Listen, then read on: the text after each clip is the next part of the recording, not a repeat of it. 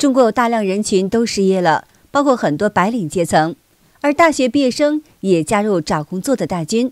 结果，找工作的 Boss 软体竟然随着人流的大量涌入，伺服器直接崩溃了。这早上找工作，本来是做测试的软件测试，这一刷新，就给你推这些没用的，什么日结450啊，又一刷又崩溃了。一刷除了驾驶技术过硬，怎么的？给我开车去啊！让我民宿酒店不让测试的呗，当前台去，录入专员，录啥呀？修空调去。这早上就是给你添堵，本来工作都找不着，完了就给你崩，软件也不好使，刷不两下子又刷没了。真的不敢想象呀，今年找工作这个难度真的是太大了。315刚刚过去呢没几天，到底是有多少人失业了，才能同时在线把 Boss 直聘的服务器都给干崩了？当然呢，我也相信这可能呢跟 Boss 直聘的技术问题呢也有很大的关系。但是呢，不可否认的是，今年将有1000多万大学生呢再次涌入到求职市场，可想而知，今年的就业压力啊是非常大的。Boss 直聘崩了，有人说是找工作的人太多导致服务器崩了，还有找 DeepSeek 给分析的。就这么跟你说吧，招聘网站崩溃无非就是2个原因，要么就是技术不行，代码写的乱七八糟的，要么就是求职的访问量太大了，服务器撑不住了啊。这种大厂的服务器都是弹性扩容的，除非是瞬间超过了预估的数值同时涌入，那这种情况啊是非常特殊的，要多少的这种流量才能够把服务器给搞崩了呀？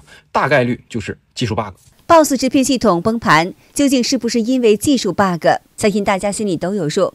但是不容置疑的是，2025年的确是一个经济衰年，中国多个行业都在叫苦连天，昔日的风光的老板一路惨赔，人们的工资呢也是一降再降，就连工厂的时薪也降到了让人震惊的程度。重申一遍啊，9块啊，9块钱一个小时。现在工价很低哦，没得挑了哟，没得搞了。现在多低了？很低，10分的低。现在7、8块都能做吗？完蛋了，太原的国企都快开不起工资了，大家都说私企困难，现在连国企都顶不住了。我今天刷见个视频啊，连山西焦煤都开始大规模降薪了，根本都不敢想象呀，这可是咱们山西的支柱产业呀。我因为工作原因啊，之前给好多在焦煤、太钢、大清铁路这些大型国企上班的客户办过工金贷，我对他们的这个收入福利是一清二楚。之前我还非常羡慕人家每个月稳稳的大几千，1万来块钱的工资，旱涝保收的，在太原这个地方已经算是天花板了吧。没想到这么大的国企都开始降薪了，怪不得人家都说山西富了4900年，最穷的100年让咱们给碰见了。大工360降到260啊，小工260降到160啊，跟下年不扯账啊。兄弟，给你看看我曾经辉煌的样子吧。我22年的时候还有4000多万的资产，当时我还有11家餐厅，广西玉林还有1套别墅，3套房子，还有2台200多万的车。结果23年的时候开始，所谓的报复性消费并没有来，反而现实给我展开了报复。在人人都喊餐饮难干的时候，我盲目自信的投资，继续扩张。正是这个决定导致我全盘皆输。如今的我，房子抵了又抵，甚至我就算把房子卖了都不够还账，车子最后也因为门店关的时候卖了给员工交工资了。如今的我一切都没了，债了2100多万。这些现象虽然触目惊心，但那些找不到工作的人心酸的更是没法说。我好像就找不到工作了，就特别的难，就好像真的很难找到工作了现在，然后面试也基本上约不到，特别难，特别难。然后我有时候就会想，难道28岁就注定要被淘汰吗？是安徽的，就读于安徽外国语学院，是一所民办本科。我是今年的应届毕业生，现在我要出去应聘。这个公司给的工资呢是3000到3500。当你听到这个工资的时候，可能农民工连看都不看一眼。但是现在我们真的背上背包，争先恐后的去做。我读大学几年，在没有出来找工作之前，在没有碰壁之前，我觉得自己是天之骄子，是一匹黑马。但是现在这些天出了社会，看到很多的现实之后，我发现自己连老鼠都不是，更别说黑马了。我勒个老天呐，我真是服了！我们00后是犯了什么大罪吗？我不是找工作找了好久，才找了一个服务员的工作。然后我有个朋友，他在杭州嘛，然后他去约了个面试，约的是小红书什么种草的啊。去了之后，那老板跟我那个朋友说500块钱1个月。我之前做那个便利店的工作，那个跟我同一期的那个人，他是那个什么计算机毕业的，有点惨，他也在做那个便利店的工作啊，他也没找到工作。还有我现在工作的那个店里面，然后有一个小伙子，他也是说是什么上海一本毕业，然后学新闻的，然后他也没找到工作，他也在那里跟我一样，在那里做服务员。大学生以后究竟还有什么出路？姐跟我一个关系特别好的学姐，她考研，她天天背，她是跨考的那个法学，她是法学。他天天背，他几乎就是当时就是已经，断绝了跟外界一切的这个交流。我们都见证他非常多的努力，但是他就是没考过。然后我突然就想到我自己，我当时我没有办法考研，然后我也考不上，然后我现在大3了，我出国也很难。结果我妈妈说，我说妈妈怎么办啊？然后我爸爸跟我说，没关系，孩子。但是我真的做不到。当时如果说让爸爸妈妈一直养着我，肯定做不到。天哪，为什么现在大学生就业这么困难？为何现在大学毕业生找工作这么难？因为就业岗位在中共的大棒之下纷纷失去，教培科技行业已经凋敝，各种大小公司持续倒闭，但大学还在继续扩招，而且真实的就业率都被中共想办法掩盖掉了。中国在线招聘平台智联招聘发布的报告显示，在2024年，中国高校毕业生的就业率是55.5%，其中呢，自然也有大量的掺水成分。2025年3月10号，自由亚洲电台报道，中国各大学为应对就业压力，甚至对毕业生的就业率造假。据中共官方公布，2023届毕业生就业率是55.7%，但内部文件显示，即使是中国经济中心上海，应届毕业生实际就业率也不足30%。香港科技大学荣休教授丁学良在香港信报中发文表示，据几名有经验的观察者估计，2024年中国高校应届毕业生的实际就业率大约在30%到35%的范围之内，不会高于40%，也肯定达不到中共官方的数据56%。如果高校毕业生的平均就业率是30%，那么总失业人数为2805.5万。最近呢，丁学良和中国大陆高校的一些教师们交流，他们说最差高校就业率只有20%左右。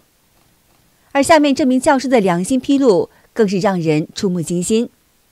你们知道现在大学生的就业率有多高吗？前两天我一个朋友，他是大学的老师，跟我讲他压力很大，因为开学了，新来的校长要求他们必须在多少月份之前把就业率搞到50%以上。我说你们现在多少了？他说我现在不到6%，兄弟们，6%的就业率，现在应届毕业生，你们敢想？这是受过高等教育的学历大学生的遭遇。那些没有学历的普通民众，现在面对的是更加残酷的生活。即使是在上海，也是充满底层百姓的辛酸。一名中介介绍说，这江沪工厂普遍处于饱和状态。最近这段时间，真的江浙沪这边很多工厂它都停招了，基本都处于那种饱和的状态，剩下还在招工的都是那种平常我发都不太愿意去发的那种企业。这是什么样的企业你们都懂的啊。然而这些个企业里面又将近有90%的都在限制男工，就只接受女工面试，能接受男工面试的大部分你们基本都看不上的啊。所以说男工现在你如果没个技术没点特长啥的，你尽量是不要出来了。很多的兄弟兴致冲冲的跑到这边来，经历过一段时间的折腾之后，又灰溜溜的买票回老家了。前几天刚找了一个保安的工作，让我上夜班。本来我是不想上夜班的，就是没办法了，再不上班实在是顶不住了。那我想干就干吧，上夜班就是骑那个巡逻车让我巡逻，结果呢晚上睡着了，巡逻车找不见了，人家说丢了，就以这个借口呢把我给开除了，也不知道是妈的真丢了还是假丢了。做保姆这一块，现在真的不好找活了，这是人多活少。哎，如果人家都在挑，户主都在挑施工，哎，你还要找，还要机灵，还要干净，还要情商高，还要做活麻利。哎，如果情商不高，听不懂上海话，又不识了字，然后年龄又大了，情商又低，你不要来了，来吧，那个可得几百块钱，1000把2000不是钱，但是在农村真够不着钱，不要往上海来了。现在很多中国人找不到工作，都倍感生活的艰辛。其实呢，不少人生活压力比20多年前还要大。要说现在的失业和90几年的下岗潮最大的不同在哪呢？其实就在于债务。90几年那会儿下岗，不管是家庭条件多艰难，只要是人能肯吃苦，愿意干活，总能够找到办法挺过去。毕竟呢，只要是有活干，就不至于饿肚子。像街边摆摊啊，卖点小吃，或者是去工地出点苦力，总能够维持生计的。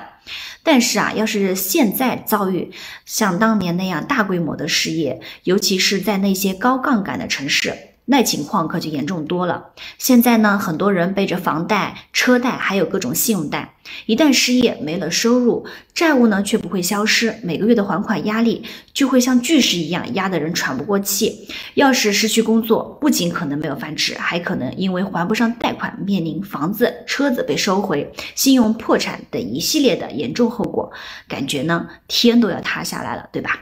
在中共之下，尽管当局仍在畅想所谓的经济光明论，但是人们越来越发现，现在的人无论是经济压力还是精神压力都是越来越大了。在疫情3年严厉封控以后，人们惊恐地发现，经济报复性的消费并没有到来，到来的却是经济更加持续的恶化。人们常说有钱人都润了，但这些出国的人不乏是中共官员的直系亲属，也带走了不少原本属于中国民众的血汗钱。而那些没有能力润的中国人，只能是苦苦的挣扎，还得不到一个国家政府的基本关爱。因为中共宁愿把钱撒向国外，也不愿意花在老百姓的身上。可怜而无助的中国人只能咬牙自己扛起生活的艰辛。但是让人哭笑不得的是，即使是 Boss 直聘这样的找工作软体，也因为同时上线找工作的人太多而出现系统崩溃。或许这也预示着对百姓没有丝毫的爱心的中共政权，在将来的某一天突然间无预兆的土崩瓦解。好的，今天就和大家聊到这儿了，请您记得点赞、订阅、留言，并且分享给您的朋友们。感谢您的支持，我们下期节目再见。